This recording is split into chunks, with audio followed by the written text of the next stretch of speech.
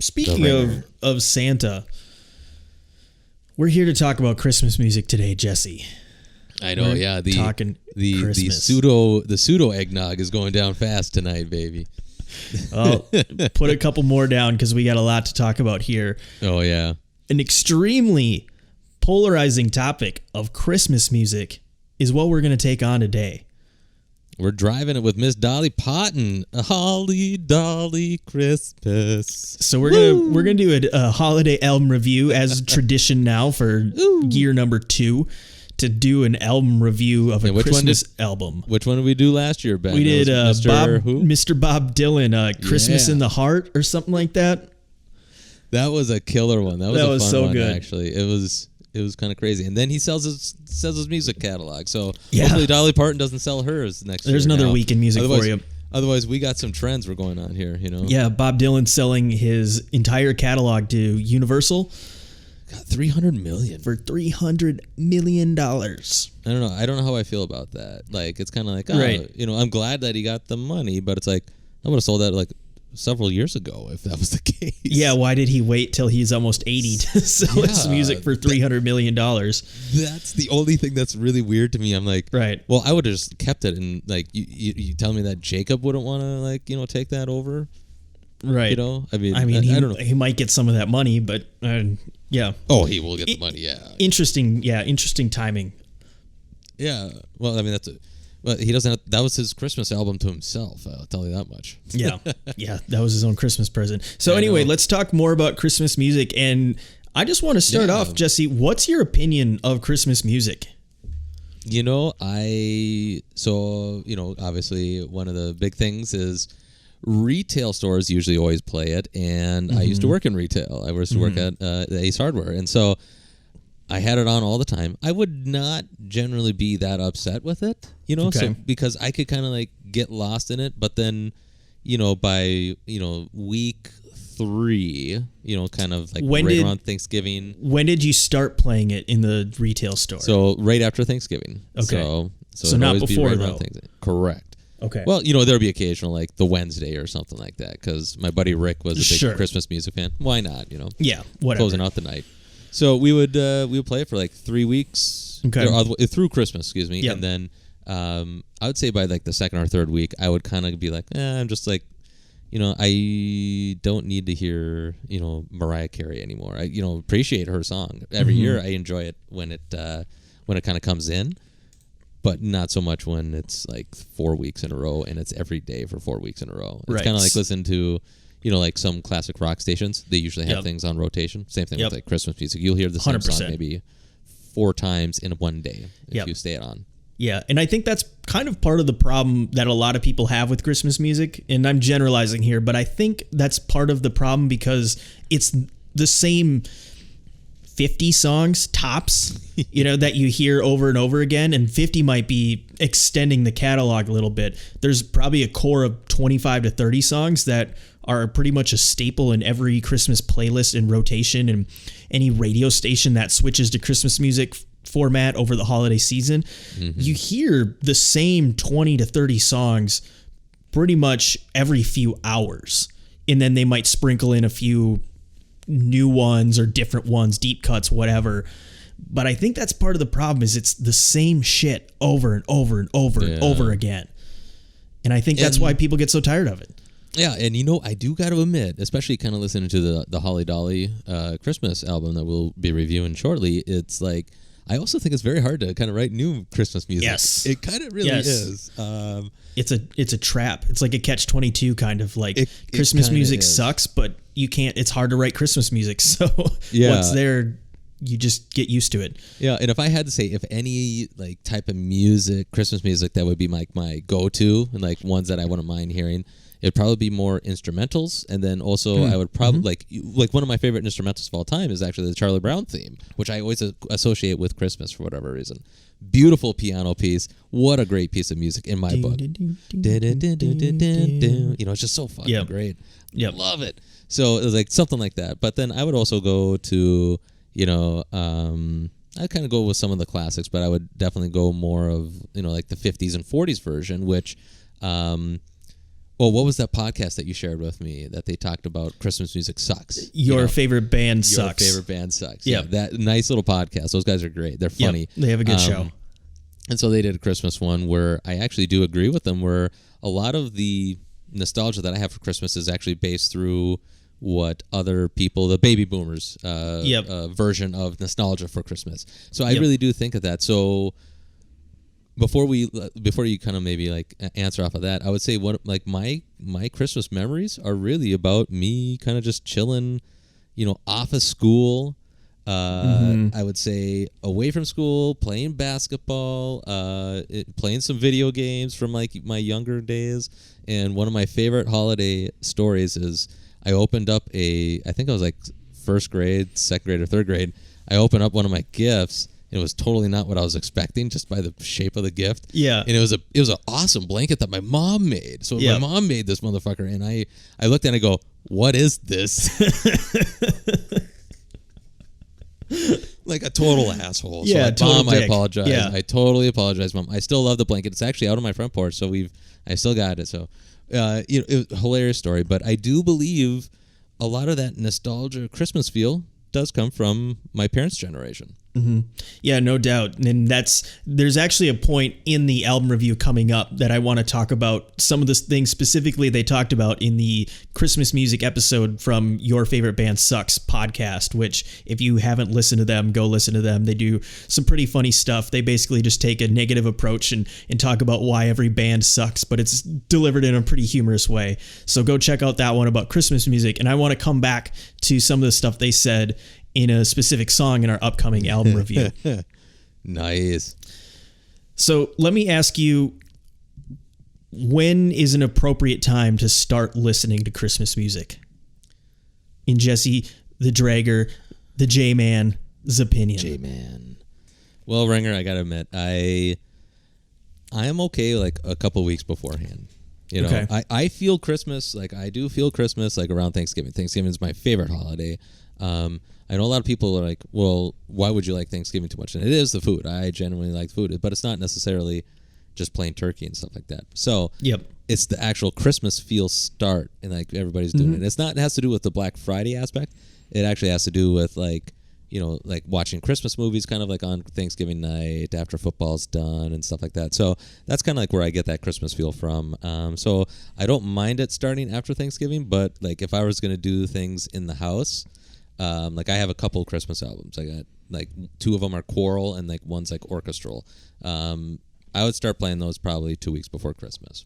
Okay, so well into December then at that point, because that would basically right about now, because essentially now we're about 2 weeks out from Christmas. Mm-hmm. Yeah, as the release of the show, 2 weeks to the day for Christmas Day. So this is about now. So you don't even really start after Thanksgiving, or do you kind of start then? No, I don't. Usually after, it's got to be a couple days after John Lennon was killed. then you can start having some joy. You got to have a few. What did we learn when we were in the office together? It's you have to have a few pity days. You got to have like 3 pity days, and then you got to move on. Remember that? What was his name? I forgot. It was the next basketball player. It was the basketball player dude. Oh, yeah. Feel sorry for yourself or whatever for a day or two. And then for like 3 days. And then, boom, get back up. Yep. Okay. Yeah. Okay. I respect that. Yeah. So that's kind of like, 2 weeks away is like when I bring it in. Because usually, like, I have my Christmas tree up, as you can see in the background. Yep. I just got up this weekend. So what's that? December 6th is when I had it up and lighted. So usually that's pretty good feeling about, now let's get into Christmas season. Because I'll actually keep this up for like a couple days after New Year's as well. Sure. Yeah, that's fair. I think post New Year's, that's when you got to start taking things down. You can leave it up through New Year's. That's fine. But if it's getting towards February and your Christmas shit's still up, I don't know. I know. I don't get. It's still winter, I guess, but I don't know. The effect is gone to me. I will say, especially as a homeowner now, I will say having Christmas tree lights or just Christmas lights in a tree outside, even throughout the winter, just with the snow, kind of looks badass. It does. I do kind of like that look, even Christmas aside. Yeah, on the house, in like end of January, if you've got all like the Christmas colored lights up and you got the decorations up, I'm gonna throw some eggnog at your house. Yeah, the decorations got to come down. Yeah, I'm gonna eggnog. The lights can stay up. Yeah. Yeah. I kind of agree. Like, as far as timing goes, I think after Thanksgiving is when I'm okay listening to Christmas music. But I'm also not one of those who only listens to Christmas music. I know some people do that, which is kind of weird. Like, and maybe that's why people hate it so much, is like, that's all they're hearing. But that's the problem, is like, sure, that Friday after Thanksgiving, and that it's so rooted in nostalgia, like you were saying too. Like, I have a lot of memories as a kid, that day after Thanksgiving, like being at my grandma's house, and we would go and get a Christmas tree for her house, and we'd put ornaments on their Christmas tree and help grandma decorate after Thanksgiving, that Friday after. So there's a lot of nostalgia in that day, in like that time period. So that's kind of what I always associated the kickoff for Christmas is. I don't think you should be listening to it before. If you want to listen to it in the privacy of your own home, fucking go for it. I don't give a shit. But I don't want to go to Target and hear Christmas music on November 1st. Like, that's just not what I want. If you want to do it on your own time, that's fine. Exactly. Well, you know what the thing is with Target is that they're going to be putting up Valentine's Day shit like right after New Year's Day. You know that. Oh, yeah. Because they're always good about, okay, we gotta catch this motherfucker in as much as possible. Right. I mean, not that I worked at Target or anything that I know this shit. My next question that I want to ask you, Jesse, is Christmas music good? Okay, are we talking like genre then? Are you thinking like genre, or is it a genre? I mean, it pretty much is a full genre, don't you think? I would suppose so, yeah, because if someone does a metal version of whatever, of Jingle Bells. Yeah, I know. Like, maybe metal's a bad example, because that's gimmicky. But like, if someone does a country version of Jingle Bells, you're not going to say it's a country song. You're going to say it's a Christmas song. Yeah, exactly. So yes, I would say Christmas is its own genre. So just in general, is Christmas music even good? Yeah, I would say it is and it isn't. And I don't know how the percentile goes, but the weight would be that it isn't. It's more heavier on the isn't side. And the only reason I would say that is that, like we just said, it's very hard to create new Christmas music, I think, man. I don't know that Christmas music can be really written newly anymore. So there is the lack of creativity, like the depth of the creativity in it. You can rewrite these songs as much as you want, but you know, every time somebody tries to redo John Lennon's, Christmas, Happy Christmas, War is Over, it sounds very similar to the same one. And so it's like nobody like reinvents it, at least. Nobody Joe Cocker did. Nobody, nobody Elton John did, and it's like you really need to come up with something very unique in it. And I do want to harp on the fact that you cannot create new good Christmas music. I can't think of any mainstream good Christmas music created probably since maybe 80s or 70s even. Almost. There's one for sure, and that would be All I Want for Christmas Is You by Mariah Carey. Yes. Oh, very good point. Yes. That one came out in what? 92 probably, actually. Was it even that early? I would assumed it was like 2000s. Oh, really? I thought it was earlier in her career.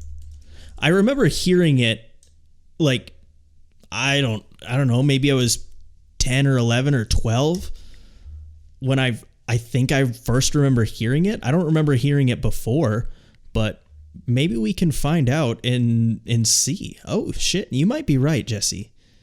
I want to say it was like 94. It was released in 94. Yes. Wow. Nicely done. Woo. God damn. See, it was all those years listening to Boyz II Men and All for One, and then Mariah Carey joined in with Boyz II Men, and it's just like, fucking right. So since then, though, to your point, there hasn't been a lot of hit Christmas songs. And even All I Want for Christmas Is You, at least I think, didn't become a hit for probably another 10 years. And even then, it really didn't become as big as it is until the last 3 or 4 or 5 years even, I would think. I don't know, but again, I'm not listening to a lot of Christmas music, so I can't tell you that, how long that's been a staple. To me, it's been a staple for about 15 years, but it could be longer than that, it could be less than that. I don't really know. No, exactly. It's kind of like, like asking me, how good is Blake Shelton? It's like, I just know the name. Sure. I don't know who the fuck it is. Yes. But I know he's a country singer of some sort, I would imagine. But yeah, I have no fucking clue. It's the same thing with Christmas music. It's the ones that I keep hearing year and year over that it's kind of like, cool, I just kind of associate it for 3 weeks, 4 weeks of my life, and then it's out. And I, obviously getting away from retail helps to like, limit it in your life. But when I do listen to it, on the radio and stuff like that, it's kind of nice to have a little bit of that, but not a whole lot. So in general, I would say it is like, because there are some good tunes in it, but again, it just really doesn't go deep at all. Yeah, it's musically it really doesn't. Not super I want a psychedelic. creative. We should write a psychedelic Christmas song. I mean, nobody. You're onto something. I mean, come on, we should do something like ultra trippy. Maybe it's like a kaleidoscope of like Hanukkah, Kwanzaa, and Christmas. But is that going to get put in a playlist rotation? I'll force it. I don't, because Christmas music, part of why it's so popular is because it's pop music in a sense, because it's simple, it's catchy, it's easy to remember, and it's just oozing in nostalgia. And I think that's why Christmas music is so popular, is because it's associated with a lot of childhood memories of nostalgia and decorating your Christmas tree with your grandma and those sorts of things. So you associate Christmas music with that, even though it might not really be that good as a standalone song. But I'll give Christmas music credit too, because it is very positive and happy feeling. But I don't know if that stems from the nostalgia, but if you listen to it, it does. I can see why people like it, because it makes you feel good. But again, I don't know how much of that is only because it's nostalgia. We need to find a test group of people who haven't been exposed to Christmas music and play it for them and see if it's good music in their opinion. That's maybe the only way we'll find out. So you're just saying we have to go somewhere in the Middle East and just find a nice group of Muslims that would love to hear some Christmas music to kind of like have the complete wash of it? That's probably what we need to do, yeah. Oh. But again, when you go to a whole nother region like that, though, the music is so different in general. I know. It's even going to be hard to translate that music, because if you listen to music from other countries and other regions, sometimes it sounds so much different that it's actually refreshing. You wouldn't even be able to tell the difference between the holiday music and the regular music because it's all so different. Yeah, very good point. That was a good one. I don't know. Maybe it's just a question that shouldn't ever be answered. I don't think it ever will be answered. Nor will it, because it's so polarizing and people have very strong opinions, and I think it's become more polarized today. But I think that's also just reflective of the day and the age that we live in, where if you don't necessarily fall in line with one of the two predominant ways of thinking, you're an outcast. And I think you can throw that into Christmas music as well. Like if you don't like Christmas music, or you do, you can't be someone in the middle, probably like myself, who's like, and me. It's like, I enjoy Christmas music from time to time, but I'm not listening to it 24/7. I'm not listening to it before Thanksgiving, unless I'm listening to it ironically, which there is a time and a place for that, and I'll mention that when we get to a certain song. But that's what Christmas music is, and I think that's as far as we can take this discussion, really. Oh, pretty much, yeah. Other than Christmas music, it's all right. You don't have to get rage about it. You know? I just don't get it. Like, people are just like, I'm so anti-Christmas music. When's the last time you heard it?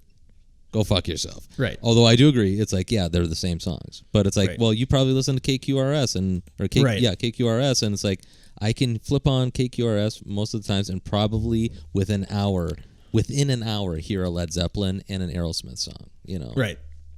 Yeah, it's the same shit. Saying, Right, yeah, you put on any classic rock, you're going to hear one of those bands within an hour for sure. Yeah, exactly. So that's kind of like where I see it as. Yeah, that's kind of where I come down. So now, let's talk more Christmas music. Should we actually listen to some Christmas music? Yeah, maybe let's dig into some actual Christmas music and do our Christmas album review. Actually, do you mind if I actually restart my cocktail? Because I'm going to need it for this next album. Sure. Yeah, let's do a little cocktail refresh. We're gonna pause it on all the platforms, pause it on YouTube. But you know what? You're not even gonna notice because we'll be back here in a second. Because it's gonna be a flash. Yep.